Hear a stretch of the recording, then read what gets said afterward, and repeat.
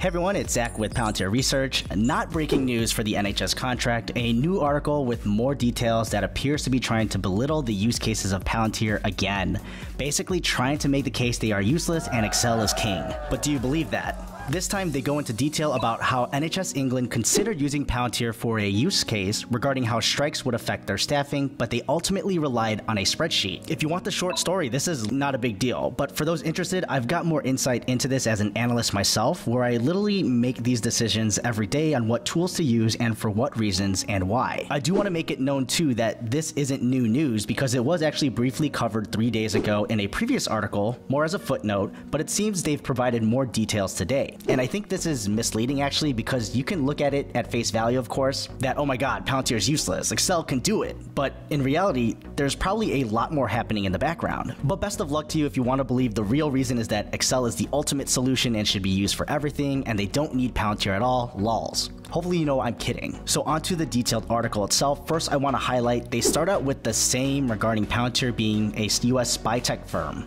And what I find interesting is what's at stake. A 3-day strike alone for doctors can cost £90 million or $111 million. With the size of the NHS and disruption to services, this would be bad considering a lot of prescriptions and official things need to be overseen by doctors. Even if there are nurse practitioners or physician assistants, at least in the US it's kind of like that, but there are a lot of things especially on the surgical end that just require doctors. So definitely a lot of motivation to accurately see how they can be disrupted, but now think of this politically and the optics of using Palantir, the quote-unquote spy tech firm, using HR data and riling up more people that they're being spied on. So this reason has nothing to do with the performance of the analytical tool, but rather the don't add fuel to the fire, because we're not talking about de-identified claims data here. Even if it's de-identified, just being associated with any HR data that has personal information is just not a good look. And if it's not for political reasons, maybe the datasets were already available in a usable format that Excel can handle easily, especially for an unscheduled event that might not even be needed on a regular basis. So as an analyst myself, I might even choose Excel in this case already because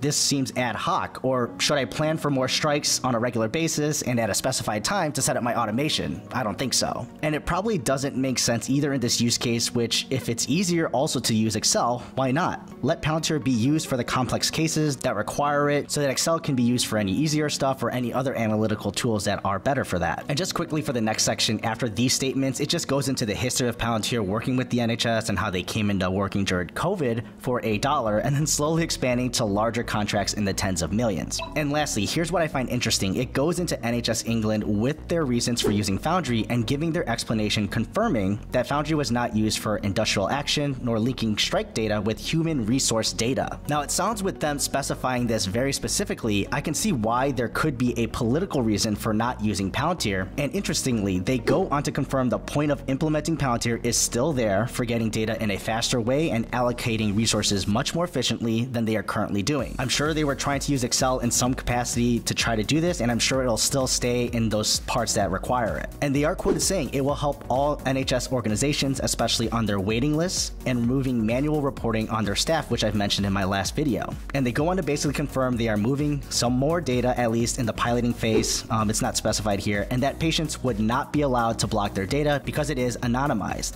As an analyst myself, I'd be interested in the anonymization process, say that 10,000 times, because there are a lot of methodologies to do that, but does require someone to set that up, and ultimately there can still be a point in the pipeline that someone needs to see actual patient data, but that's also intentional probably and needed for that person's role. I myself am actually in that position as well. And for any health organization, at least in the US, you're required to know how to handle PHI or personal health information and reporting on that correctly to other PHI certified folks or non-PHI approved folks, and understanding you might need to change things up when you produce outputs. Hopefully Palantir has an easy system that automates that, because it is difficult for an analyst myself at least to manually fully know who has PHI certification, especially if that coworker status can change. So yeah, as an investor, I don't want to keep posting FUD. I'm really sorry for those who might get anxiety from this. This is simply to ensure I can share this news for those who haven't had the chance to know about this out there and possibly hear some opinions on that rather than only taking it at face value. So thanks for watching Palantir Research, and I'll see you in the next video.